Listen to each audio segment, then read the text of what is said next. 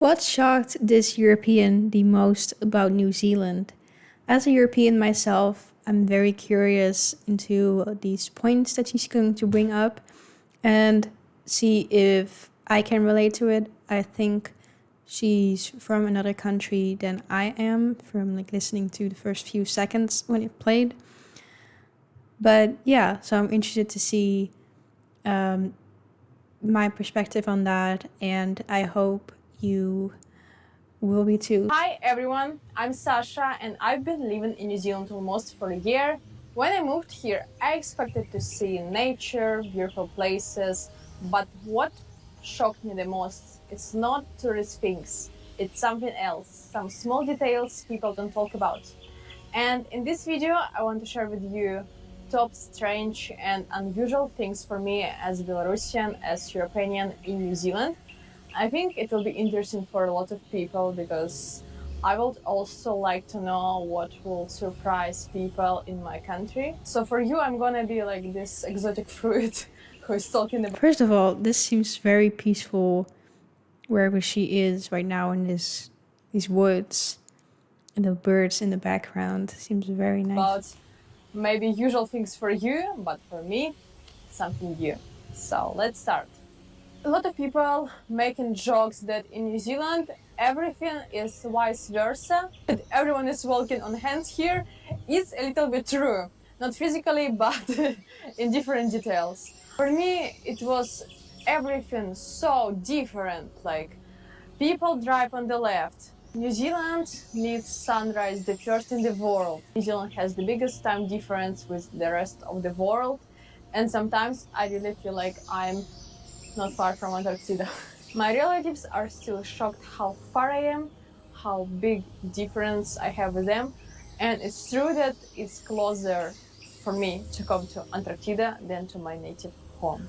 I already told that I noticed how really friendly are people in New Zealand. Yeah, it is crazy to be so far away, and also like in terms of time zone, to be so far away from your family, because I can relate to that being in Malaysia right now. It's so crazy how far away in that term you can be as well, and finding like little time slots when you can talk to your family like live on the phone. In first day, but in real life, how can you see this trust between people, this nice attitude? For example, in New Zealand, their trust boxes, trust system. We were in Vaihi, in Coromandel not a long time ago, and they were a box, trust box, where you can buy avocados. Just put money to this box, and no one controls if you paid for this. It was really unusual for me. It's a really good sign that people are friendly and trust each other. In New Zealand, there are no fences. No, no, we also don't have fence. But it also shows that people trust each other. You're not afraid that someone will come to your yard. Gates. In my country, there are fences everywhere and gates. But in New Zealand, you can have no gate and you feel okay. Because you understand that it's so safe here. There is crime everywhere, especially in Auckland, but I live in smaller city and I feel this safety. I feel that people trust again each other. They don't have big, high fences, gates, so no one can see you. People are open here, and that's what I like here the most. What?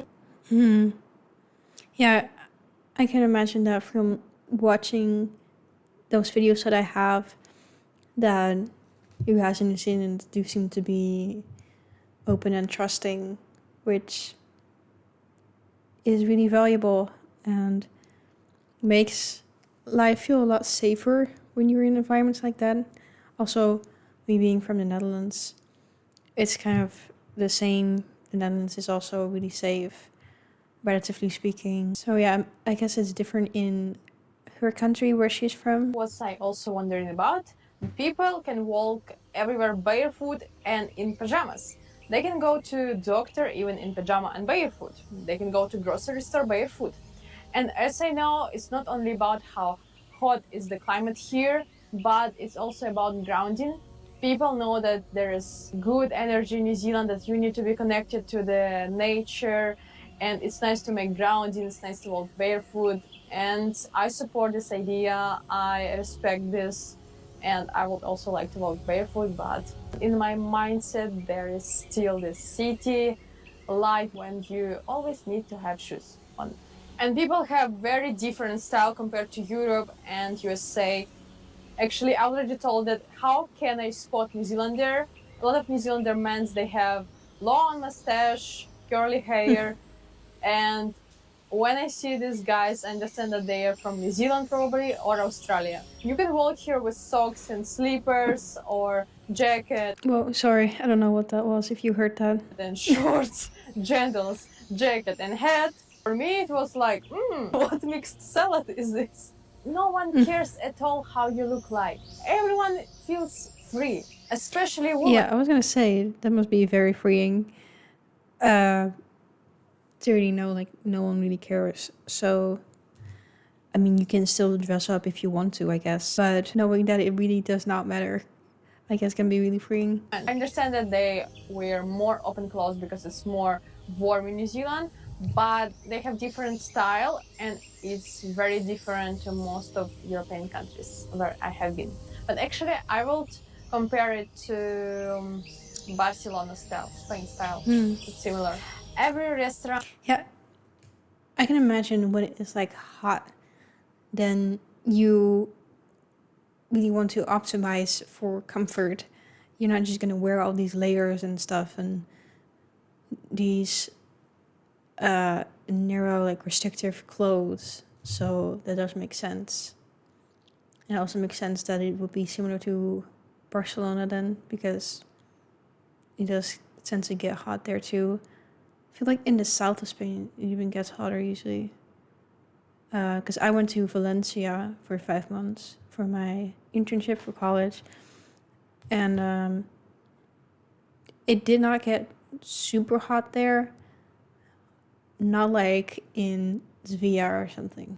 Cafe, stores, they close early. For example, in my country, a lot of restaurants can work till midnight, 10 p.m. But here, it closes at 4, 5 p.m. And a lot of stores don't work on Sunday. For me, it was also unusual because in my country, everything works 24 hours a day. But I like. Really? That's interesting. That's not the case in my country, in Netherlands.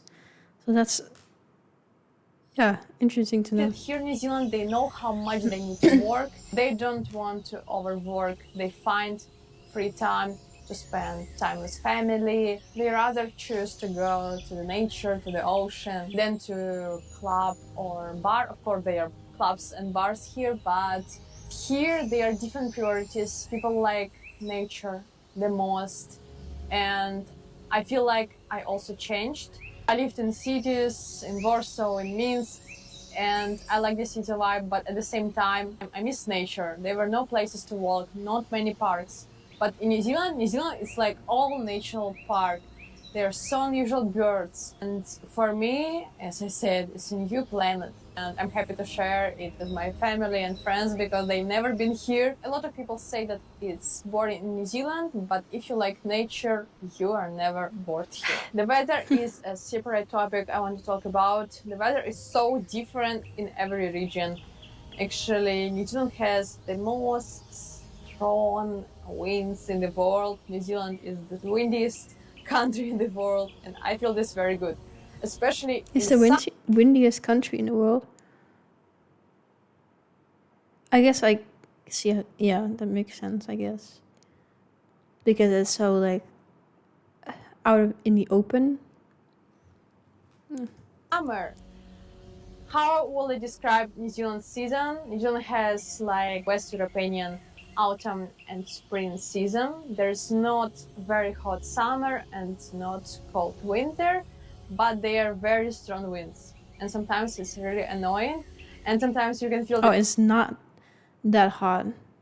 I thought it gets quite hot somewhere in New Zealand, or it doesn't.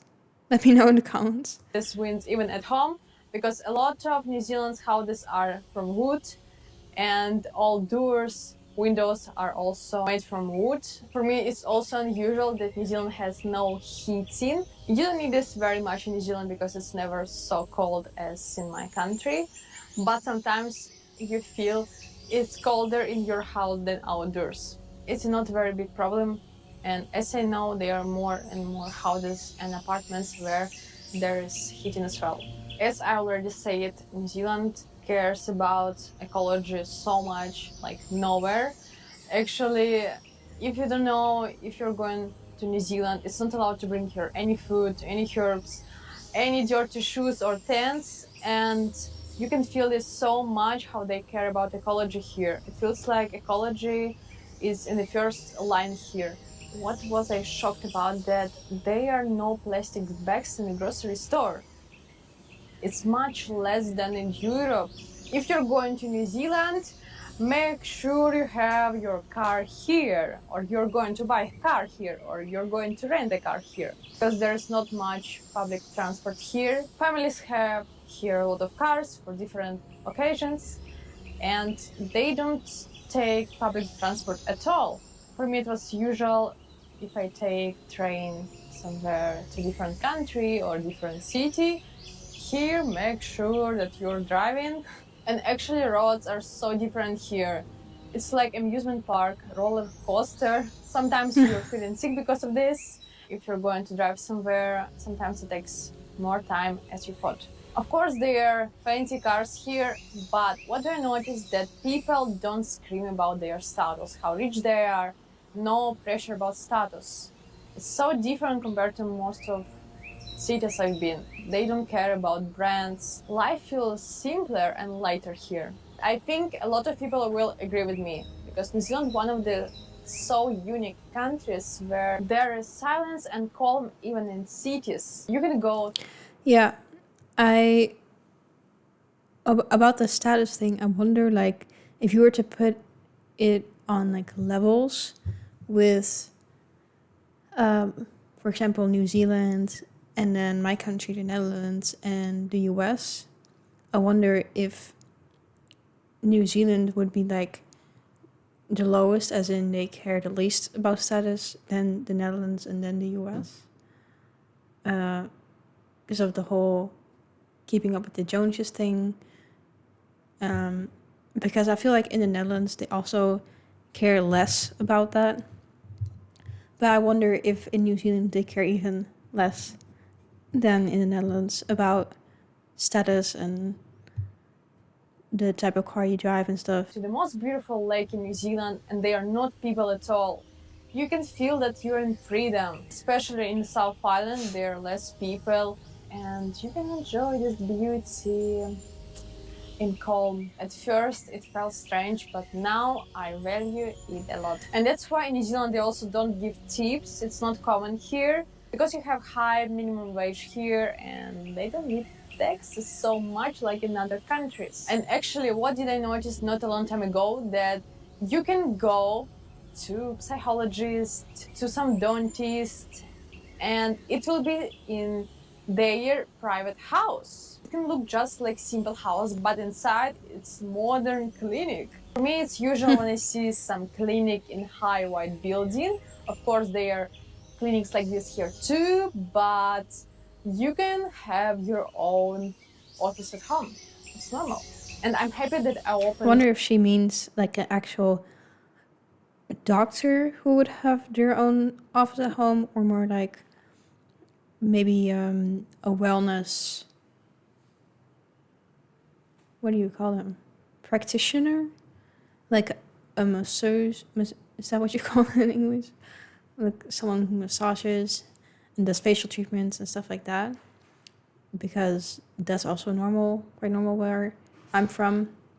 But I haven't really seen like doctors' practices at home or something, I think. It's a new world for me. To be honest, I still have a lot of impressions from New Zealand. As I said, every day I open new things here. I hope you found something new or strange. I would like if you will follow my channel, my Telegram channel, Instagram, TikTok, YouTube, and I will see you in next videos. Yeah, thank you for your points. And Yeah, from this video, I'm getting the vibe that it's really chill in New Zealand, and also from other videos that I watched. But yeah, this gave a new added dimension, an added layer of the vibe in New Zealand, the overall vibe. That is just really chill, freeing, and you're spending a lot of time in nature and grounding, and I support that. That's kind of what I want to do in life, is just spend a lot of time in nature and let go of trivial things to worry about and stuff like that. I don't know if this is getting too deep now, but I think it's about choosing what matters to you and what you want to worry about. Anyways, that's just kind of what this made me think of. And yeah, really interesting to see these points. I wonder, is there anything she mentioned that you were surprised by, that she was surprised by? Let me know in the comments.